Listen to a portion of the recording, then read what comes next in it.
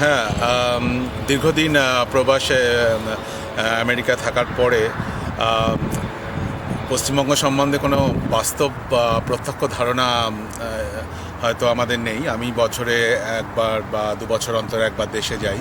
সুতরাং পশ্চিমবঙ্গ সম্বন্ধে আমার ধারণা মোস্টলি প্রবাসী আনন্দবাজার বা অন্য প্রবাসী পত্রিকা বা ইটিভির মাধ্যমে। তার ভেতর থেকে বুঝতে পারছি যে কিছু একটা নৈরাজ্য এসেছে, কিছু হিংসা মারামারি, বেসিক্যালি পশ্চিমবঙ্গের রাজনৈতিক পরিবেশ একটু বিশৃঙ্খল অবস্থায় এসেছে, যেটা হয়তো আজ থেকে 3-4 বছর আগে পর্যন্ত দেখিনি হয়।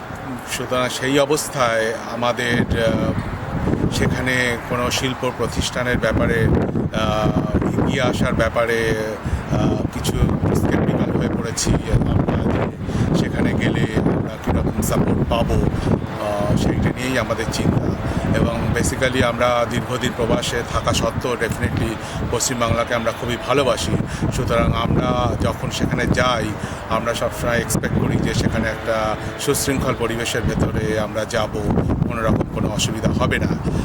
তো সেই জিনিসটা যেটা আমরা টেলিভিশন বা পত্রিকার মাধ্যমে দেখতে পাচ্ছি, মাঝে মাঝে আমরা খুব চিন্তিত হয়ে পড়ছি যে এর পরিণামটা কোথায়। তো সেটা নিয়েই আমার চিন্তা, এবং আশা করি শীঘ্রই এই পরিবেশের উন্নতি হবে এবং আমরা যে পশ্চিমবাংলাকে দীর্ঘদিন ধরে চিনি সেই পশ্চিমবাংলাকে আমরা ফিরে পাবো।